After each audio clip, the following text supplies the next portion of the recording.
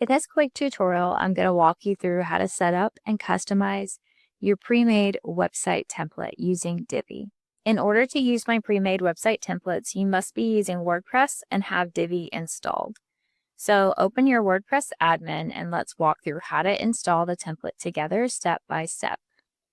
And just in case we haven't met yet, I'm Jennifer, founder of Coral Antler and designer and illustrator for authors, healers, and awakened entrepreneurs. I've been designing for over 10 years now, everything from branding and web design to graphics for publishing companies and private clients. These days, along with book covers and formatting, I create intuitive, aligned, pre-made websites and book design assets in my pre-made shop. Okay, so for my templates, this is how you're going to come in and edit the template files, your pictures, and your text. So this is the header of this particular one. I'm going to use it as the example because they're all laid out very similarly, and the way that you edit them applies to all of them. So for Divi, you can actually just come in and if you copy the text, this little bar is going to show up, and then you can come in and edit it and you can change the font to a different font. There's tons of different fonts that Divi comes with that are actually really great. So this is where the text is. And then once you could change, you just start typing like whatever you want your title to be. What's this? Same with this. It's like sometimes when the box is really tiny, though, it's hard for you to click on it. So instead, you would just click on this little gear that pops up for that particular box. And then it's going to come down here to a box that has text. And this one is white, so you have to highlight it to be able to see it.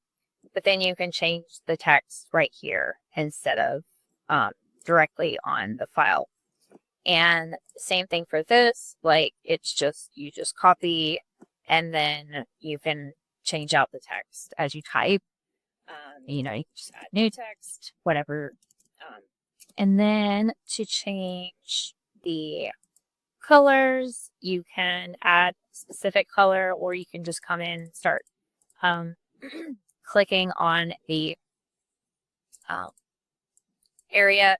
Of course, if you have a specific brand colors, I would always recommend to stay with those brand colors and not veer around and kind of just, guess. You always want to keep the exact hex codes if you have them. So that would be this number right here. So if you ever see that on a branding board or a specific color, this is called a hex code, and that is what you would use to enter that number to get the exact color for your brand. And that would change the color on there when you enter it. And then, so for the buttons, you would just click on, you just kind of hover over it, and it's going to come up with this box, and you hit the gear, and then you can change the copy of your button text here. You can move this around if you just grab it and if it's in your way. And then the link, you want to add the link to wherever you can purchase your book or your program or whatever you're selling. And I always recommend to open this in a new tab. If it's not a page that's on your website, you always want to open a new tab. That way they still have your website open, and then they're adding another new tab is going to open away from your website. That way they're not being completely drawn away from your website. And then, maybe they don't know how to get back to it, or they get distracted and they kind of veer off. Whereas, if you have your website open still in another tab, they can always come back and look around more, or, whatever they need to do, right? And then you would just, if you want to change the color, you would go to design and alignment to, this is in the center. If you wanted it to move around, this is left, right, center. You can change the text to light, which usually light is going to make it white, but you might also have to come in here and change the button text color if you wanted to change that. You can change the size of the text and the button, bigger or smaller. All of these are kind of self-explanatory. You can just come in and play around. And then if you want to change the button color, this is the, so the way that these buttons are set up is to have a border to make the background, to make the button bigger than the text, if that makes sense. And so you're going to make sure that the whatever new color you use, so like let's say I want to change it to this. I'm going to copy this text code, right click, copy, and then I'm going to keep that on the background. And then the button border color, I'm going to come in and also I'm going to paste that so that it comes, and then I'm going to click off of it. And then it's going to come up the same. So that's how you would change the color. And if you want to make the border round, you would do this button border radius. And then the letter spacing, you can change that as well. You can change the button font. Again, there's so many fonts. Oh, and it looks like they might have changed this since last time I use this. You may be okay, so you can upload fonts now. That's amazing. They did not have that last time I did this. This theme is constantly updating. It's also why I love it, because they add new things all the time, and you don't have to pay extra, but it's just always getting better and better. So yeah, you can add your own fonts. So that is amazing. That solves that problem. And then you can change the button, to like regular, or like I like mine's people, because for the button, I think that, you should always have the button stand out more on the site, because that's obviously what you want them to click on to go by, right? So you want the button to be really obvious and kind of a brighter color, like that blue that I had it, kind of makes it stand out more. And the text also needs to be like really legible and bold, because it's like the main thing you want to stand out on the page. So that is why I usually keep that bold. And then I like to keep the button icon off, so that, say like right now, this is off. And then if you turn this on, it has like a little icon that comes up when you hover over it, and you can choose your icons. So this is really just personal preference. Like if you like it to do that, you can choose one of these. There's a lot of icons to choose from, and like add a little personality if that's what you're into. And then this one, you can have it on all the time, which I don't recommend, or just when it hovers, which is better. And then you can move it to left or right. There's just so many different things you can do, but those are the main ones that I would stick with. I wouldn't mess with anything else. Advanced is definitely not something that you need to go into. And then you just hit the little check mark right here, but that does not mean that it's saved. It only saved for this section, but it did not save in the actual page yet. So as soon as you do that, you're happy with it, you want to hit save draft or save the page if it's already published. And then to change, like this is a book image that I created to make it look like it was in a book. But I have it saved as an image. So you would just hover over it and go to the little gear. It's going to come up as an image module, and you would just click on this and then upload, if you have like a different picture that you want to put on there, you would upload the file and then hit upload an image. It's going to come up with the new one. Obviously that one doesn't work well because it's not the right size for that placement. But that was just an example. And then if you want this to go to a link, like a book, to go, to shop the book or whatever you're selling, you can also add the link here. And again, do new tab when you add it. And that way, when they click on this, it'll go to a link. And then you would just hit yes. I'm going to hit no because I don't like that image. And again, if you hit the X, it'll just go back and revert back and it won't save. But if you do make a mistake and you accidentally add something and you're like, oh my God, I didn't need to do that, or you accidentally clicked on the wrong thing, you can just go to this little clock dial down here, and then you can revert your changes. So like, it literally saves every change in this section. So like, I edited the button. Maybe I didn't want to edit the button. I want to go back to the regular button. So you would just keep clicking until it shows you which one it goes back to, and then hit the check, and then it'll just revert back. And then you have to, again, come down here and hit save. If you don't want to do that and you messed up and you don't want to save it and you can't find the page because it only gives you so many, then you can just click off of the page. Like, I usually will just refresh the page, and it will just not save that thing that you just did.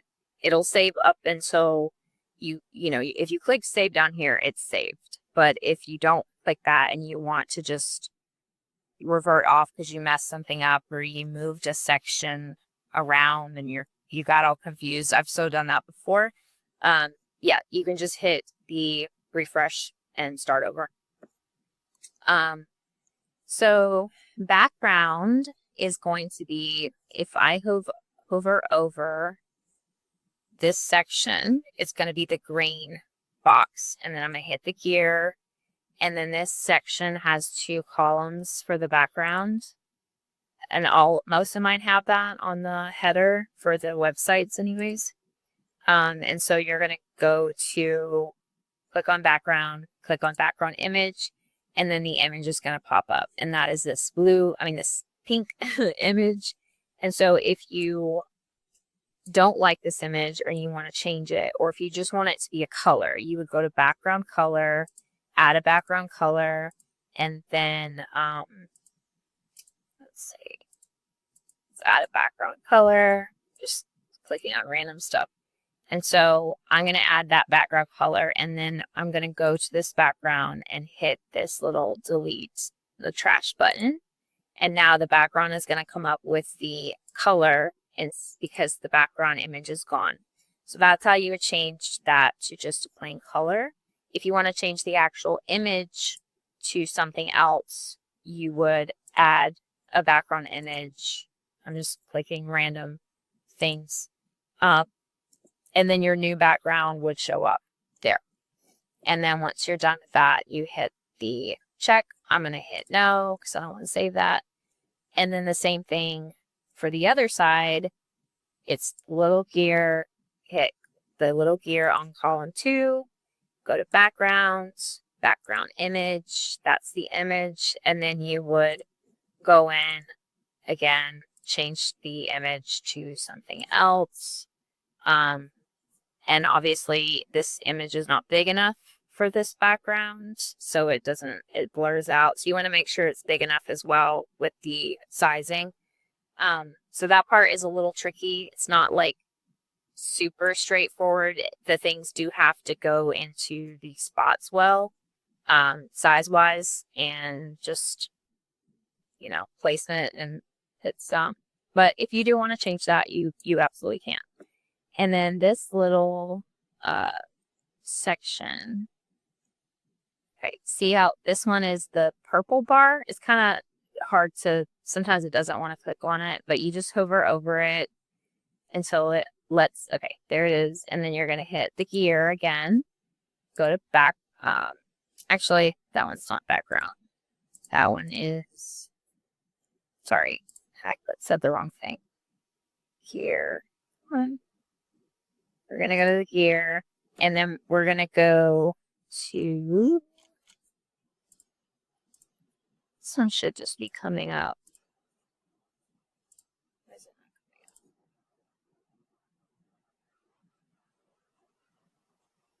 Oh, I'm sorry. Okay, scratch that. So for this little section, you're going to just keep hovering over it until the purple set box comes up. Sometimes it doesn't want to hover over it. So when it does, you're going to scroll down, keeping it on that line, and open the gear on this black background, not the purple one. And that is your line. So this is the divider line right here. It's an image. So, and it's in your folder that comes with the template. If there's any lines like this on your template, they will be in your folder. And you can change them out to something else if you don't want that, or you can delete it altogether. So if you want to just delete the section and you don't like something, you just let it come up in the box and then hit trash and then it goes away. Same for any of these. Like if you don't like this, you can hit the trash and it just goes away. Super easy. And then the same thing for these. The text on everything is the same, where you just click on it. You can just start typing, to change it out. If you want to change the color, highlight, color box, change the color. Super simple. And then same thing with the text.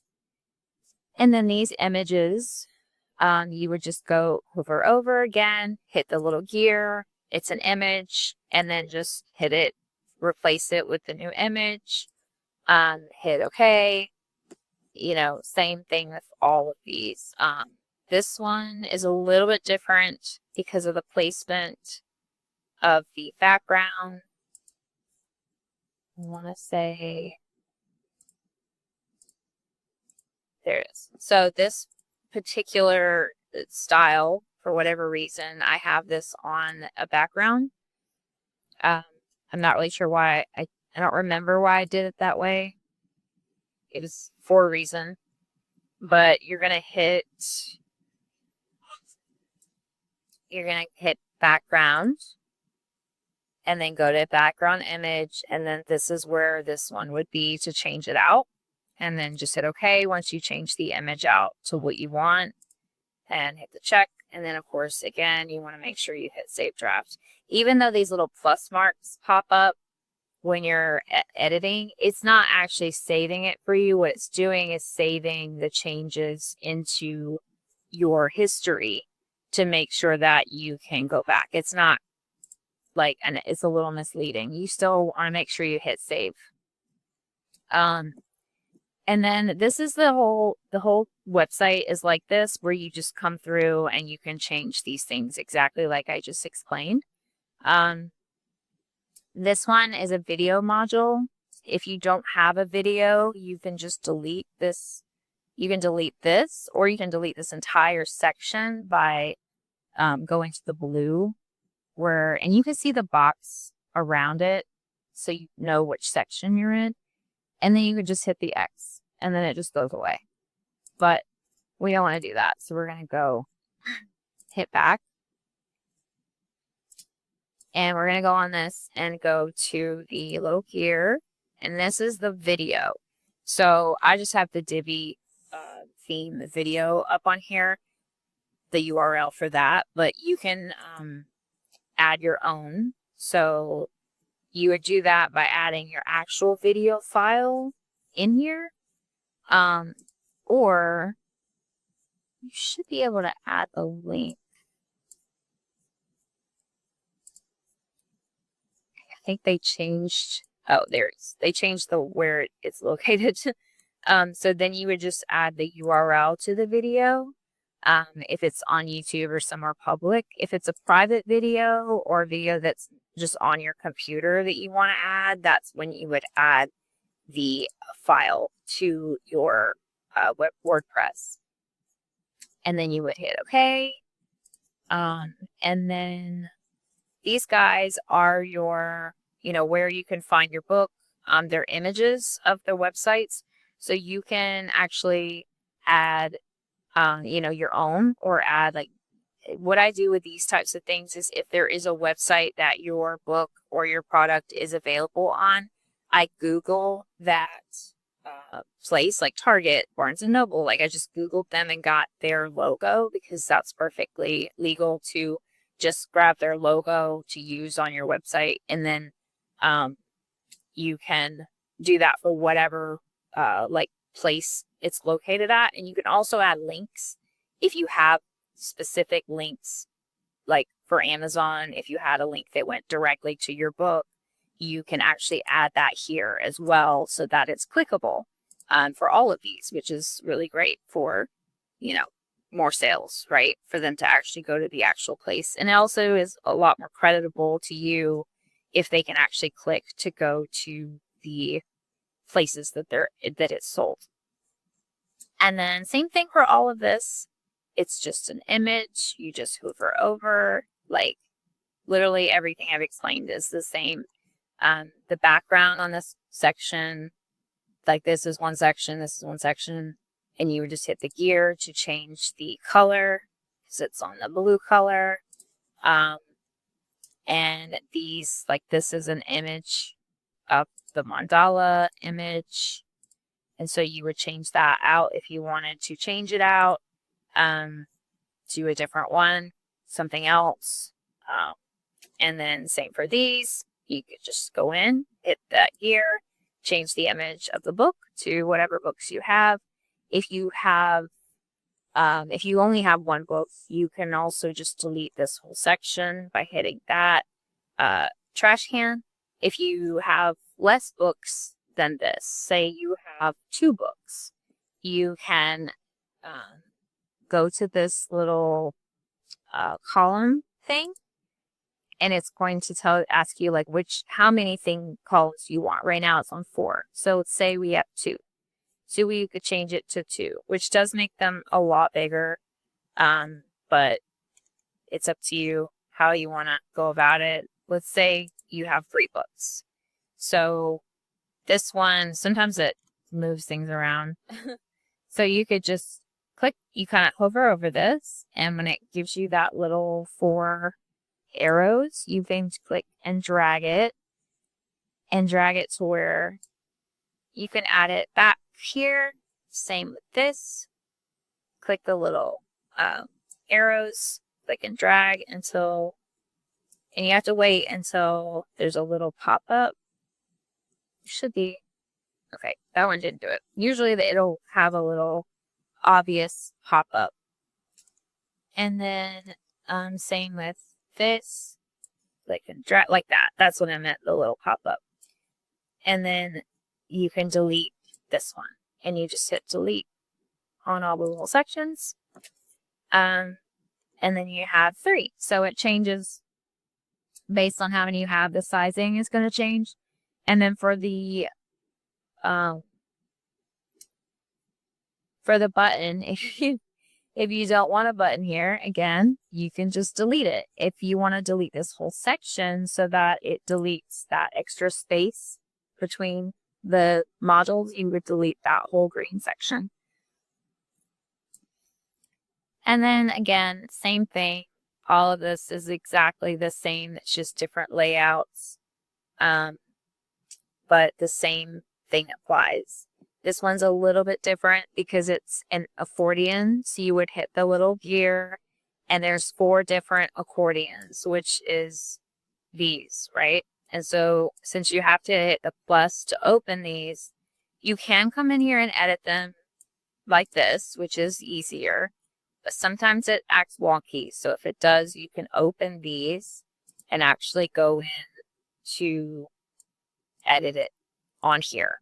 So sometimes that makes it a little easier. You can also add a link that this whole section would click to. You can add a background if you wanted the background to be, a solid color. Or if you want it transparent like I had it, you would just click that button. You can change the colors of the whole section. The colors on all of them to change sections and stuff is under design. The icon color is, you just click on it and you can change it to whatever you want to change it to. And then the toggle all of this, you just, you could come in and play with it. You're not going to like break anything by playing around. You can always go to the little rewind and delete it if you don't like something you did. So that's the beauty of a template. It's already put together for you, and all you're doing is editing little things. So you're not going to like completely mess something up by just coming in and editing, little sections. But let's see. This one. Okay. So this one, if it's open, I changed it so it's like it's turning. It's being a little wonky with how long it loads, but you get the idea, right? And then now it's like fully white, so you can't see that background underneath it. If you want it to be white when it opens so they can read it really well, but it stays transparent when it's closed. That would be how you would do that. Or you can also do, on the closed one, like it's really just up to you. And, these sections are pretty easy to understand and just play around with. Same for the text. You can change the alignment of the text, change the title, the colors, the font, like all of that is, the possibilities on these templates are endless because Divi is so amazing. Okay. And then same thing. Every time you finish a section, hit the check and then go to save down here to make sure it's saved. And then the same thing on all of this. You would just change it out. If you want to change out the little icon, there are other icons. I think this is a section. Yeah. So these are the little icons in the boxes. If you want to change it to something else, you would just go through. There's a lot of them and click on whatever one works for you. And then this guy is just images. This is not an actual Instagram plugin. I can show you how to do that on a separate video if you want to actually add images that are specific to what you want them to be for your website and not just the updated feed from your Instagram. That is just your newest images. You can upload your own images here, which is what I've done. And so that way you have very specific ones that are like your favorite images that you've curated. And you can still link them directly to your Instagram or whatever social media you use so that they will go, you just close that. You would just go here and go to add the URL. So that will be how you would still link those to your social media. And same for this little guy down here. You would just go to the gear, and then it has all of them here. You can add new social networks, hit the plus, and then when you go to the list, it has tons of them, and you can click through, pick which one you want to add, and it'll add the proper icon. You can add the link here, and then the design, again, you can go in and change the color. That changes the inside color, and then I can't remember where. Let me find the box. Okay, this is the box that it's on right now. If you want it on white, you can change color, or transparent, which is what I had it on before. That's how you change the background. Sorry, sometimes Divi updates so much that it moves things around and then I have to find them of how to move things again. So icon color. But you see how easy that was for me to figure out where it was. Like there's only a few places in these little box modules to find things, and they're all always formatted the same way where they have, the link, the background, the, like the whatever it is, and then the design label is always up here, which always has alignment, text, sizing, spacing, and then it always gives you the colors, the fonts, the placement. It's all really self explanatory and very organized, which is really nice. And so for the subscriber box, wherever it is on the template you bought, you're gonna, if you want to, obviously you want to change this, so you can get your subscribers, you go to the gear, and then you're going to the button, put this over here. You can change this to, you know, sign up, whatever you want to change it to. You can also add more text at the top. If you want to add a little thing, you can. I have that one. I don't have anything on mine. Same thing for footer. If you want to add like your little, you know, your thing that says we don't spam you, you know, whatever you want to add there, you can. And you could also change that text to a different size if you do that.